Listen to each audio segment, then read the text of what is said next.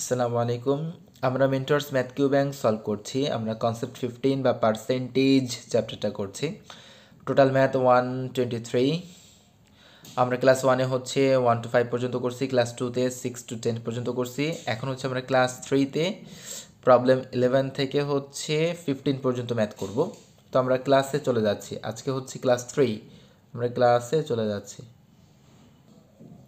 Problem 11. The cost of a pen is 20% more than that of a book. আচ্ছা, পেনের cost হচ্ছে বইয়ের থেকে 20% বেশি। And the cost of a CD is, একটা সিডির কস্ট হচ্ছে 3/4 as much as the cost of a pen. আর একটা সিডির কস্ট হচ্ছে একটা পেনের 3/4।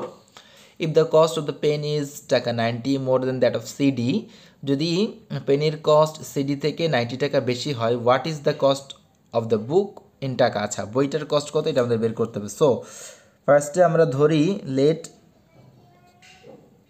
দ্য কস্ট অফ দ্য বুক, এটা আমাদের বের করতে হবে। এটা আমরা ধরলাম যে এক্স, বুকের কস্ট যদি এক্স হয় তাহলে পেনের কস্ট কত? এখানে বলছে যে the cost of pen is 20% more than that of a book, বুকের থেকে 20% বেশি। তার মানে বেশি যখন বলে, আমি বলে রাখি, পার্সেন্টেজ যদি এরকম বেশি যখন বলবে, হ্যাঁ, তখন আমরা 100-এর সাথে বাড়াই দিব, মানে 20% বেশি মানে আমরা 120% করে দিব। আর যদি বলতো 20% কম, তাহলে আমরা 100 থেকে ওইটা বাদ দিয়ে মানে 80% করতাম। ঠিক আছে? সো কি বলতেছে, কস্ট অফ এ পেন, পেনের কস্ট হচ্ছে বইয়ের থেকে 20% বেশি। তার মানে পেনের কস্ট কত? বইয়ের কস্ট যেইটা তার 120%, এরকম আর কি। হ্যাঁ, তার মানে 120x/100। আর যদি বলতো 20% কম, তাহলে কি করতাম, এটার সাথে 80% গুণ দিতাম। কম বললে 100-এর থেকে ওটা বাদ দিয়ে দেন পার্সেন্টটা করবো, আর বেশি বললে 100-এর সাথে অ্যাড করে দেন পার্সেন্টটা করবো। ঠিক আছে? এখানে যেহেতু বেশি বলছে যে 20% বেশি পেনের কস্ট বইয়ের থেকে, সো বইয়ের কস্ট যেটা তার সাথে কি 100-এর সাথে অ্যাড করার পরে ওইটা পার্সেন্ট করবো। হ্যাঁ, আচ্ছা, তাহলে পেনের কস্ট হচ্ছে 120x/100, মানে 120% আমরা অ্যাড করে দিলাম যেহেতু 20% বেশি। আচ্ছা, তাহলে বুকের কস্ট এক্স, পেনের কস্ট 120x/100। আর সিডির কস্ট কত? সিডির কস্ট দেওয়া আছে কি? আচ্ছা, সো সিডির কস্ট হচ্ছে the cost of CD is 3/4 as much as cost of pen. পেনের যা কস্ট, পেনের কস্ট কত? 120x/100 এর 3/4, এইটার 3/4। ঠিক আছে? তার মানে কত? তার মানে হচ্ছে এখানে আমরা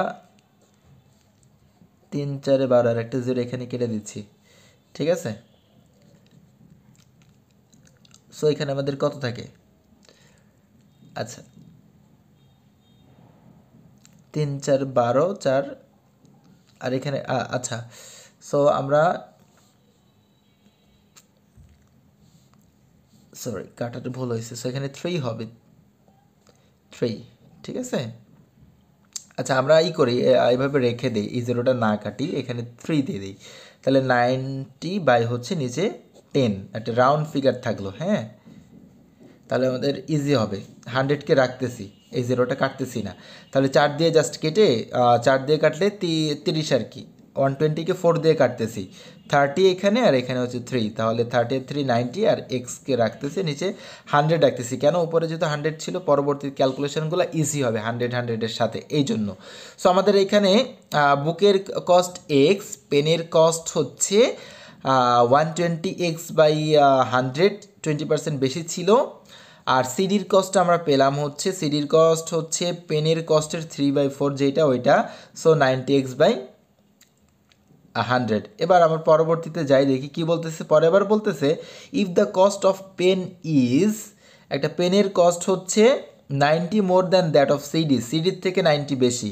তো আমরা ইফ যেটা ওরা বলতেছে যে পেনের কস্টটা কি, পেনের কস্ট ইকুয়াল টু হচ্ছে সিডির যা কস্ট তার থেকে 90 বেশি। এই যে the cost of the pen is, পেনের কস্টটা হচ্ছে 90 মোর দ্যান, 90 বেশি, দ্যাট অফ দ্য সিডি, সিডির থেকে 90 বেশি। সো সিডি প্লাস আরও 90 দিলে পেনের কস্ট হবে। পেনের কস্টটা হচ্ছে সিডির থেকে 90 বেশি, তার মানে সিডির সাথে 90 অ্যাড করলে কি হবে? পেনের কস্টটা হবে। এবার আমরা ভ্যালু বসাবো যার যার জায়গায়। পেনের জায়গায় কত, পেনের ভ্যালু কত বসাইতে পারি? এক্স বাই 100, আর সিডির জায়গায় কত বসাতে পারি আমরা? সিডি হচ্ছে 90x বাই 100 প্লাস 90, ঠিক আছে। এবার আমরা এটাকে এই পাশে নিয়ে আসবো 90টাকে, এখান থেকে আমাদের এক্স চলে আসবে minus 90x divided by 100 equal to 90, ঠিক আছে। সো এরপর এখান থেকে আমরা যেটা করব 100 করে ফেলি, সো 120x মাইনাস 90x, তার মানে একবারে এখানে আমি 30x মাইনাস করে দিচ্ছি ইকুয়াল টু 90। এবার 30 দিয়ে আমরা এখানে কেটে দিতে পারি 3, সো x ইকুয়াল টু কত হবে? 300, x ইকুয়াল টু কত? 300, ঠিক আছে। এখানে আর কি 100 কমন নিয়েছি, আর 120 থেকে একবারে 90 বাদ দিয়ে 30x লিখছি, তার 30 আবার 90-র সাথে 3 দিয়ে কেটে দিছি, 3 30 90, মানে করলে এরকমই হয় আর কি। সো অত আর বেশি করতেছি না, যত শর্টকাটে করা যায় আর কি। আর তাহলে এক্স ইকুয়াল টু হচ্ছে আমাদের 300, এই 3 আর 100 মাল্টিপ্লাই করে দিছি 300, তার মানে আমাদের কি দরকার ছিল? What is the cost of the বুক, বুকের কস্ট দরকার ছিল। বুক আমার কস্ট ছিল এক্স ধরছিলাম আমরা, সো 300। যদি পেনের কস্ট বলতো এখানে আমরা এক্সের ভ্যালু বসাই দিতাম, যদি সিডির কস্ট বলতো আমরা এখানে এক্সের ভ্যালু বসাই দিয়ে সিডির কস্ট বের করে ফেলতাম, ঠিক আছে। আর যেভাবে বলতো কোশ্চেনে সবসময় আনসার খেয়াল করতে হয় কীভাবে বলতেছে। সো যাই হোক, আমাদের প্রবলেম 11-এর আনসার হচ্ছে কোনটা? 300। যেহেতু বুকের 300 কোনো অপশনে নাই, তাহলে কি ই আনসার, নান অফ দিস, কারণ আমাদের অপশনে কোথাও 300 নাই। সো প্রবলেম 11-এর আনসার হচ্ছে ই, নান অফ দিস। আমরা পরবর্তী প্রবলেমে চলে যাচ্ছি, প্রবলেম 12। প্রবলেম 12-এ কি বলতেছে? If the price of a product is increased by 15%, যদি কোনো একটা প্রোডাক্টের প্রাইস 15% ইনক্রিজ করা হয়, দেন দ্য সেলার উড গেট টাকা 450 মোর, তাহলে সেলার হচ্ছে 450 টাকা বেশি পাবে যদি 15% ইনক্রিজ হয়। ইফ ইনস্টেড, আর এর পরিবর্তে যদি the price were increase by 10%, যদি প্রাইসটা 15% না হয়ে 10% ইনক্রিজ করে, তাহলে how much more would he get, তাহলে কতটুকু পাবে? এটা সিম্পলি আমরা করতে পারি যে, মানে মোট কথা হচ্ছে যে একটা প্রোডাক্টের প্রাইস 15% ইনক্রিজ হলে সেলার 450 টাকা বেশি পেত, কিন্তু এটার পরিবর্তে 15% ইনক্রিজ না হয় যদি 10% ইনক্রিজটা হয়, তাহলে আসলে কতটুকু পেত এটা আমাদের বের করতে হবে। তো আমরা খুব সিম্পলি ঐকিক নিয়মে করে ফেলতে পারি যে 15% যখন ইনক্রিজ হয় তখন কত বেশি পায়? 450, তাহলে 1% ইনক্রিজ হলে কত পাবে? 450 বাই 15, আর এটা না হয়ে যদি 10% ইনক্রিজ হলে তাহলে কত পাবে? পার্সেন্টগুলো দেওয়ার দরকার নেই, কারণ 2টা পার্সেন্টে কেটে যাচ্ছে, জন্য আমি আর দিচ্ছি না। সো 3 15 45 30, এখানে তার 300, তাহলে 15% ইনক্রিজ হইলে 450 বেশি পাইতো, আর 10% ইনক্রিজ হইলে 300 পাবে। সো আনসার হচ্ছে সি, ইজিলি। এটা একটা ইজিলি করা যায়। আরেকটা, এটার যদি আমি প্রাইস ধরে করতে চাই সেটাও করা যায়। আচ্ছা, আগে এটা বলে নেই, তাহলে 12-এর আনসার হচ্ছে সি, 300। আর যদি আনাদার একটা ওয়ে আমরা যদি দেখতে চাই, অন্য একটা ওয়ে, আমরা যদি ধরি যে কথার কথা প্রাইসটা ছিল এক্স, আমরা প্রাইস ধরলাম এক্স থেকে কত পার্সেন্ট ইনক্রিজ করবে হচ্ছে 15%। তাহলে ইনক্রিজের ক্ষেত্রে আমরা জানি এক্স এর 115% করতে হবে। ইনক্রিজ করলে কি হবে? সে কি করতো? 450 টাকা বেশি পড়তো, মানে প্রাইস যেইটা তার থেকে কিন্তু আরও 450 টাকা বেশি পড়তো, মানে প্রাইস প্লাস 450 টাকা, ঠিক আছে। এক্সটা আমরা কি ধরছি? প্রাইস ধরছি। প্রাইস ধরছি। সো 15% ইনক্রিজ মানে কি? আমরা ইনক্রিজ 115%, এক্সের 115%, 15% ইনক্রিজ করার পরে এটা, তাহলে কি হইতো? 450 টাকা বেশি পাইতো, মানে প্রাইস যেইটা এক্স তার থেকে 450 টাকা বেশি পাইতো, এইটা আর কি। এখন এখান থেকে এক্সের ভ্যালু যদি আমরা বের করি, মানে প্রাইসটা আমাদের আসবে। সো এখানে আমাদের কি 115x আর 100 দিয়ে ওইগুলো মাল্টিপ্লাই করে দিচ্ছি, 100x প্লাস হচ্ছে 45,000। এখানে তাহলে আমার এই 115 থেকে 100x বাদ দিলে কত থাকবে? এখানে আমার থাকবে হচ্ছে 15x ইকুয়াল টু 45,000। তাহলে x ইকুয়াল টু কত? x ইকুয়াল টু হচ্ছে আমার 3,000। এটা হচ্ছে প্রাইস বের হয়েছে আমার 3,000। এখন 3,000-এর যদি 10% ইনক্রিজ হয়, 3,000-এর 10% হচ্ছে আমার সেই কত? 300, ঠিক আছে এইটা। সো এটা একটু বেশি মানে এটা বোঝার জন্য একেবারে প্রাইস ধরে যে প্রাইস যদি এক্স হয় তার 15% যদি ইনক্রিজ করা হয়, 15% ইনক্রিজ মানে হচ্ছে প্রাইসের 115% হবে, সেক্ষেত্রে কী হবে 450 টাকা সে বেশি পাবে। 450 টাকা বেশি পাবে মানে প্রাইস যেইটা সেইটা থেকে 450 টাকা আরও বেশি পাবে, তার মানে এক্স প্লাস 450 এখান থেকে করলে এক্স আসে হচ্ছে 3000, মানে এটা হচ্ছে প্রাইসটা। এখন 15% না ইনক্রিজ করে যদি 10% ইনক্রিজ করে তাহলে 3000-এ 10% হচ্ছে 300, এটা সে বেশি পাবে, 300 বেশি পাবে। সো এটাও আনসার। বাট আমরা ইজিলি এটা করতে পারি যে 15% ইনক্রিজের ক্ষেত্রে 450 টাকা বেশি পায়, তাহলে 1% ইনক্রিজ হলে কত বেশি পাবে, 10% ইনক্রিজের ক্ষেত্রে কত বেশি পাবে, 300 বেশি পাবে, ঠিক আছে। সো প্রবলেম 12-এর আনসার হচ্ছে সি, 300।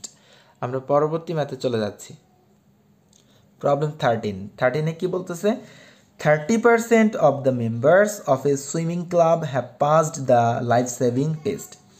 একটা সুইমিং ক্লাবের লাইফ সেভিং টেস্টে পাস করছে হচ্ছে 30%, পাস করছে, তাহলে ফেল করছে কত, বা নট পাসড কত, 70%। 30% যদি পাস করে তাহলে ফেল করেছে কতজন, ফেল করেছে হচ্ছে আপনার 70%, ঠিক আছে। 30% পাস করা মানে ফেল করা কত percent, 70%। Among the members who have not pass the test, মানে যারা পাস করেনি, কতজন পাস করেনি, 70% আর কি পাস করেনি। 12 have taken the preparatory course, তাদের যারা পাস করেনি তাদের ভেতরে আবার 12 জন হচ্ছে তারা একটা প্রিপারেটরি কোর্স নিয়েছে। অ্যান্ড 30 হ্যাভ নট, আর 30 তারা হচ্ছে কিছু নেয়নি। How many members are there in the swimming club, swimming ক্লাবে হচ্ছে আসলে কতজন মেম্বার ছিল। সো আমরা ধরি যেহেতু পার্সেন্টেজ টোটাল আমরা জানি যে টোটাল 100%, এখানে থেকে নট পাসড কতজন পাস করেনি, 30% হচ্ছে 30% পাস করেছে, তাহলে আর বের করার দরকার নেই, 70% পাস করেনি, মাইনাস দেওয়ার দরকার নেই। সো 30% পাস করেছে, 70% পাস করেনি। এই 70% ইকুয়াল টু কত, এই 70% ইকুয়াল টু হচ্ছে যারা পাস করেনি। এই যে বলতেছে among the members who have not passed the test, যারা টেস্টে পাস করেনি তাদের ভেতর থেকে 12 have taken the preparatory course, তাদের ভেতরে 12 জন হচ্ছে প্রিপারেটরি কোর্স করেছে, অ্যান্ড এবং 30 হ্যাভ নট, তারা করে নাই। আচ্ছা যাই হোক, কোর্সে কি করে না এটা আমাদের দরকার নাই, যারা পাস করেনি তাদের ভিতরে 12 জন হচ্ছে কোর্স এটা নিয়েছে একটা কোর্স, আর 30 জন তারা নেয়নি। যাই হোক, তার মানে পাস যে করেনি তারা কতজন, 42 জন, ঠিক আছে। কীভাবে বুঝলাম আমি আবারও বলি, 30% পাস করছে, তাহলে ফেল করছে কতজন, বা নট পাসড কতজন, 70%। এখন এই 70%-এর ভিতরে কতজন আছে, এই যে among the members who have not passed the test, যারা পাস করেনি সেই সকল মেম্বারদের মধ্যে 12 জন হচ্ছে প্রিপারেটরি একটা কোর্স করেছে, আর 30 হ্যাভ নট, 30 জন করেনি। সো যাই হোক, কোর্সে কি করেনি এটা আমাদের দরকার নেই, আমাদের দরকার টোটাল এই 70% যারা নট পাস, তাদের ভেতরে 70% ইকুয়াল টু এই 12 আর এই 30 মানে 42 জন। তাহলে আমরা টোটাল সুইমিংয়ে কতজন মেম্বার ছিল এবার বের করতে পারতেছি না ইজিলি। কীভাবে, এই আমরা জানি যে 70% ইকুয়াল টু হচ্ছে 42, 1% ইকুয়াল টু কত, 42 ডিভাইডেড বাই হচ্ছে 70, আর 100% ইকুয়াল টু কত, যেহেতু 2% হবে এই জন্য 100 আর 70% আমরা লিখতেছি না। সো আমরা 0 0 কেটে দিলাম, 7 6 42, সো 60। টোটাল হচ্ছে সুইমিং ক্লাবের টোটাল মেম্বার কতজন, 60 জন। আনসার হচ্ছে বি, ঠিক আছে। সুইমিং ক্লাবের টোটাল মেম্বার কতজন ছিল, 60 জন, ঠিক আছে।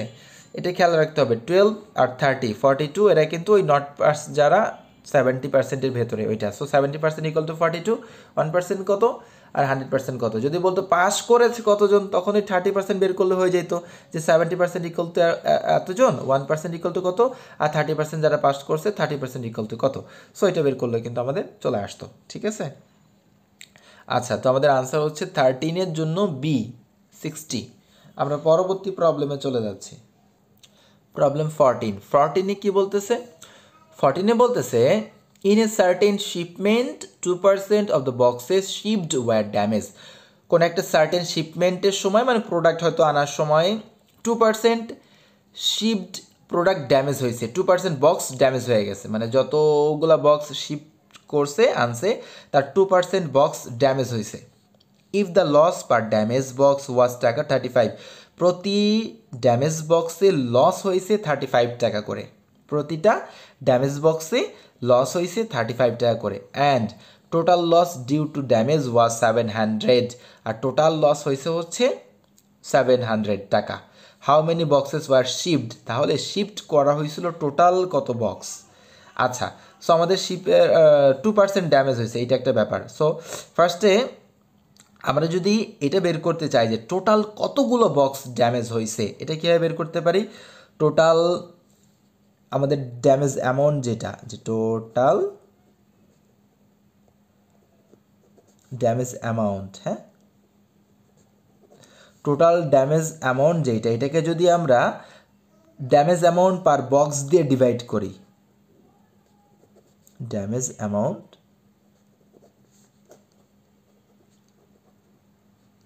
পার বক্স, টোটাল ড্যামেজ অ্যামাউন্ট কত? Total loss due to damage was 700, total damage amount 700, আর লস পার ড্যামেজ বক্স, প্রতি বক্সের ড্যামেজ অ্যামাউন্ট হচ্ছে 35।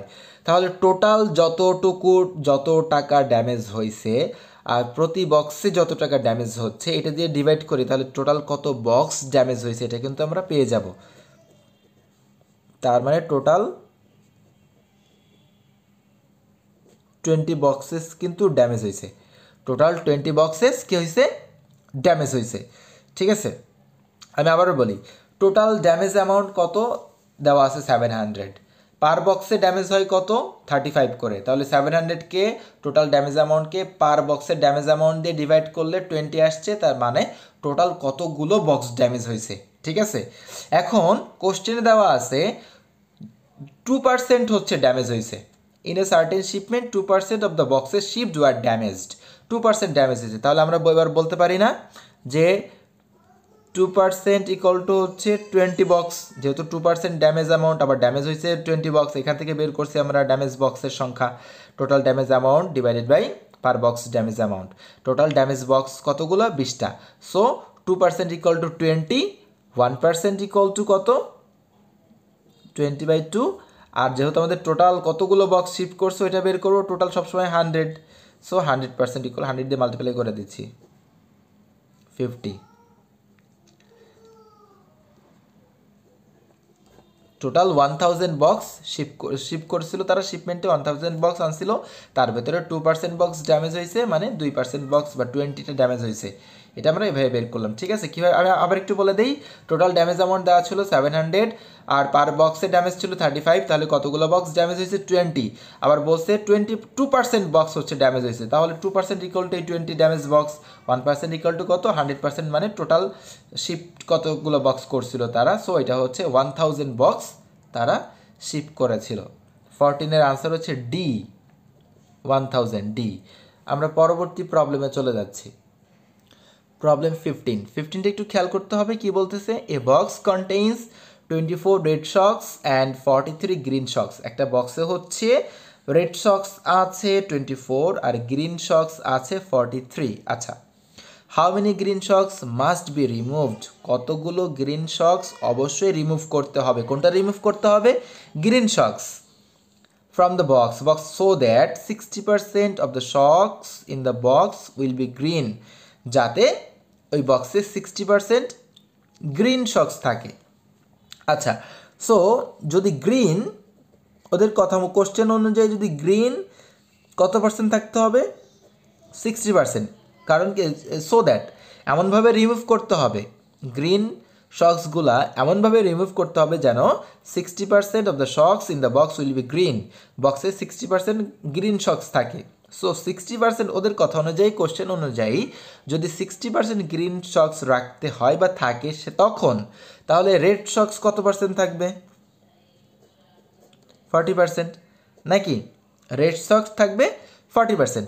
আর রেড কিন্তু যা আছে তাই, রেড কিন্তু এখানে বাড়ানোর কথাও বলেনি, রেড রিমুভের কথা বলেনি, বলছে হ্যাঁ গ্রিন কতগুলো রিমুভ করতে হবে। আচ্ছা, সো আমরা একটা জিনিস একটু বের করে নেই, তাহলে এখান থেকে একটা জিনিস ক্লিয়ার যে গ্রিন শক্স যেহেতু 60% তারা বলছে, তাহলে বাকি 40% অবশ্যই রেড শক্স। আচ্ছা, এখন 40% ইকুয়াল টু আমাদের কত? 24। কারণ কি, রেড শক্স আসেই তো 24টা, তাই না? 24 রেড শক্স। সো আমরা বলতে পারি রেড যেহেতু 40%, তাহলে বলতে পারি না 40% ইকুয়াল টু 24, তাহলে 1% ইকুয়াল টু কত? 24/40। আর গ্রিন শক্স থাকবে 60%, 60% ইকুয়াল টু কয়টা হয় আমরা একটু দেখে নেই।